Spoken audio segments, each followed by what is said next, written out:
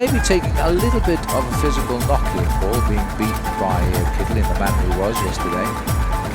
Maybe not so much physical, but psychologically. I think it's a bit of a blow for him to get beaten 3 times in the sprint. Yes, 3-3 to Kittel and 1 to all the other sprinters. That's the score so far in this year's Tour de France. Remember that he's chasing 25 stage wins now, which would put him 3rd in the listing on the same number of wins as André Leduc, and only Eddy Merckx and Bernard Hinault are ahead of the stage wins in the Tour de France. But he's going to put it back on, and the race itself is just riding on pretty regular right now, so it's not a big danger to being left behind at all, and he's chosen the right time to do it. Unfortunately for him, he doesn't have to worry about shoelaces either, because these new shoes are fastened with a quick release lock, a little bit like a ski binding. So he's taking his time, and but he is slipping quite a way down back from the main field. So this has been a day that everybody would not have expected, and that was plainly apparent on the highway. Let's have a quick look around. We first of all got our traditional morning breakaway underway, 2 kilometers into the race, 6 of them clear. And then it was Amiga Pharma Quickstep, who were only planning on getting rid of the sprinters, realized the wind changed, started the working of the team. They split the field into 4 bunches. They got rid of Marcel Kittel, who has won 3 stages of this year's Tour de France, and that was really their job done. But then there was other things going to happen along the road because of Alejandro Valverde's flat back tyre.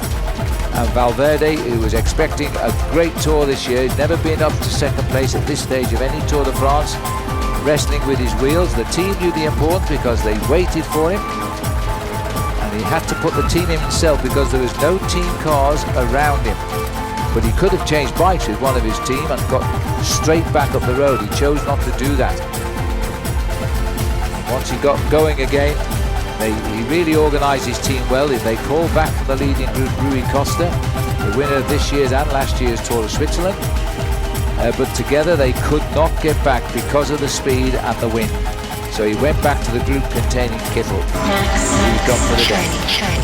Meanwhile, up front, the big move came when Saxo Bank decided to do what Belkin had been doing, and they split the field with such a turn of speed, and they realised that Chris Froome was not there. And so they continued to race then with the top 4 riders overall, because Valverde was now gone. In that leading group, 14 men getting away to fight out the finish, and carrying to the finishing line the 2 fastest sprinters in Sagan and Cavendish. So it was a pretty routine finish as far as they were concerned, but time gains were of the essence for the rest of that 14-man group. Good move by Sylvain Chavanel leading Sagan. When Chavanel swung off, Sagan didn't want to be on the front, but on the front he was. He was almost tempting Cavendish to make his move, but this time Cavendish was not going to let anybody get by him once he got in the driving seat. 25th stage win historically for him, more than any other rider in the Tour de France throughout history in road races. Cavendish got the stage, and Chavanel was the first to congratulate him. The clock was now ticking, of course, on the arrival of the yellow jersey. And as Andre Greipel, the sprinter left behind, cleaned up in 15th place, the yellow jersey crossed the line, time gap 1 minute 9 seconds, and far from happy. And then still, something like 4.5–5 miles out was the shape of Valverde. It's taking him almost 10 minutes on Froome to come home to the line. So as he gets across to the line, there's the situation. Mark Cavendish joined André Leduc, but Cavendish has won more road race stages than anybody on that list, including Eddy Merckx and Bernard Hinault.